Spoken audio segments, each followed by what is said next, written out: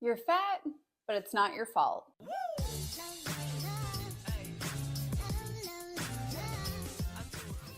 If you're new here, hey, I'm Healthy Emmie, the creator of the Slim on Starch program, where you work with me as well as a mindset coach and a nutrition coach to lose weight on a plant-based diet. Today I'm going to be explaining the pleasure trap, which is a concept that is coined by doctors Doug Lisle and Goldhammer, which explains why you're in the position that you're in. As a disclaimer, this title was meant to grab you, but I stand firm in the belief that you are not fat, you are you.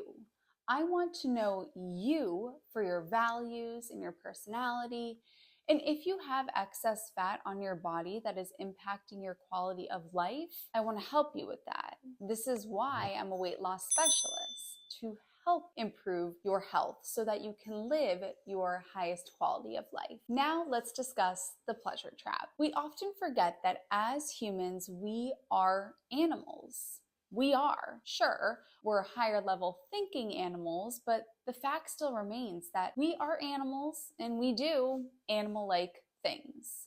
And I'm not just talking about when it's Black Friday and the toaster's on sale and you're running people down like a gazelle. Animals in nature have three key behavioral patterns. Number one is pleasure seeking, number two is pain avoidance, and number three is energy conservation. These three things are what have allowed us and all other animals to survive the hundreds and thousands of years that we have.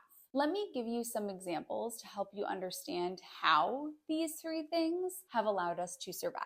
Number one, pleasure seeking. Activities such as having sex and eating food are pleasureful experiences. By engaging in these, we've kept the human race going through procreation and not starving to death. And since we enjoy doing these two things, we've had no problem making sure that the human race stays going. Number two, pain avoidance. We will avoid things that cause pain because things that cause pain can kill us. Simple and straightforward. And then number three, energy conservation. If we are constantly expending calories, then the human body won't function properly. We need to conserve energy so that the body can use that energy to distribute to all of the thousands of functions that it has to take care of every day, because humans have exceptionally high energy needs. I mean, in a comatose state, humans need 1,200, 1,500, sometimes even 2,000 calories just to stay alive.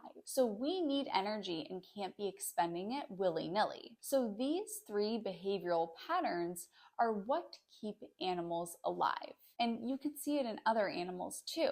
My cats, for example, they will pleasure seek by asking for scratches and food all the time. They will avoid pain by screeching and hiding if I accidentally step on their tail, which, by the way, does anyone else like me, you need 6 hours of intense therapy after accidentally stepping on your cat's tail? Am I the only one that struggles with this? I truly question what the meaning of life is after I feel the pain of stepping on my cat's tail. I don't know. In those moments, I don't know if I will recover. Anyway, the last thing that my kitties do is they conserve energy. Why do you think cats are always sleeping in warm places in the sunlight on your lap? This is because if they keep their body temperature warm through something other than their own calorie burning metabolism, they're going to conserve energy. Why do they nap all the time? To conserve energy. So all animals in nature practice these three behaviors. And when we are in a natural environment, it's no problem at all. In fact, it's what contributes to our survival. Then the 21st century happened.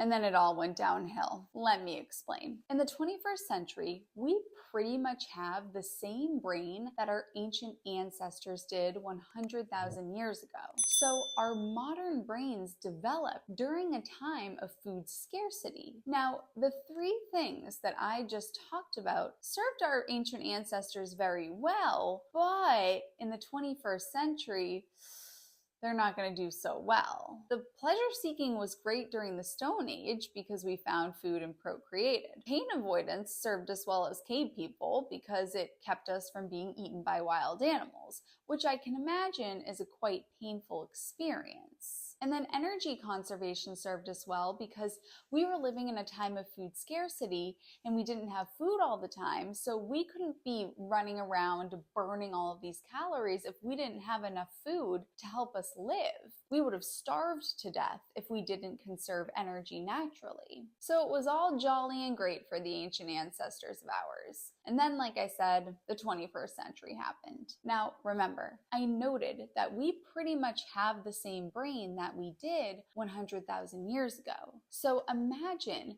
that you took caveman from 100,000 years ago, plopped them into the modern environment, and the caveman is still designed for famine. He lives every waking day afraid that he's going to starve to death.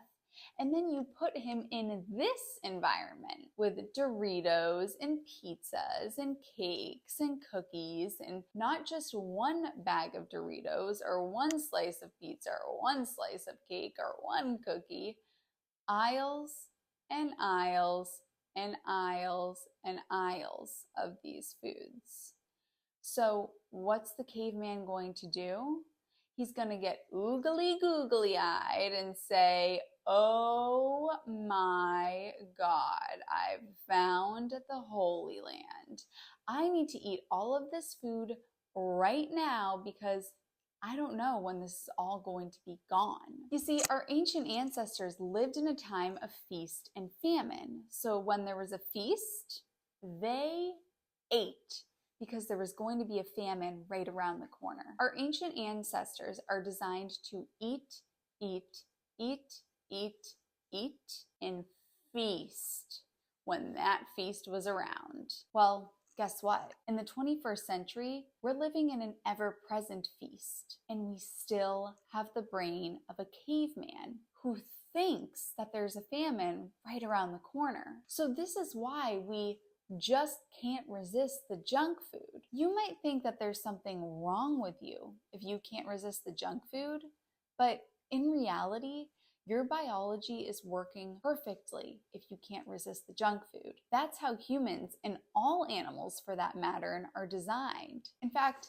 if you take rats in a cage and give them bread and chocolate, they're going to eat bread and chocolate. And if you take away the bread and chocolate, but give them their plain old rat chow, they're actually going to go on a hunger strike and starve until the bread and chocolate comes back. Who would have thunk? You and the rats ain't too different, baby. So this is why we just can't resist the junk food. And actually, let's talk a little bit about that, because choosing the healthy food over the junk food, let's revisit those behaviors of seeking pleasure, avoiding pain, and conserving energy. In particular, I want to talk about two of them: seeking pleasure and conserving energy, and how both of these make it such a difficult task to choose the healthy food over the junk food. When it comes to seeking, pleasure seeking is associated with the brain chemical known as dopamine. Now, the more calories a food has, the more dopamine our brain releases. So, super high calorie foods release a cascade of dopamine, like a firework explosion, which is why I often use the term foodgasm with my clients. And then you compare that to the little old carrots who say, "Hey, what about us? We're doing the best that we can over here." So by this principle, you'll see that your biology is going to drive you to cakes, cookies, and pastries instead of carrots, cabbage, and broccoli. The next principle I want to talk about is energy conservation. You could pull out your phone right now and have a pizza delivered to your door by the time you're done watching this video. You don't even have to get up off the couch. Talk about energy conservation. However, a healthy meal, well, that's going to require slicing and dicing and chopping and the oven and the stove, and it's a lot of energy. Since we're biologically designed to conserve energy and, well, let's call a spade, be lazy, we're naturally inclined to choose the pizza over the veggies. So what do we do here? How do we escape this pleasure trap? We're biologically designed for disaster in our modern environment. So How do we escape it? To me, the answer is simple. You must ask for help. Doing this alone in this modern environment, it's just too much for one person to carry. While humans are set up for quite a challenge here, this isn't the first challenge that humanity has seen. And what has gotten us through these challenges? Support from others, strength in numbers. This is why I'm a coach. This is why I created the Slim on Starch program. And it's not just me that you get support from. You have the support of a nutrition coach, you have the support of a mindset coach, and you have an entire community of my other clients who can relate to what you're going through and support you. So please, if you need help escaping the pleasure trap, click the link in the down bar. Don't hesitate and apply to work with me. It's as easy to apply to work with me as it is to order that pizza. Make the right decision today. If you made it to this point of the video, comment escape. You are escaping that pleasure trap, baby. I love you, honeys, and I'll see you in my next video.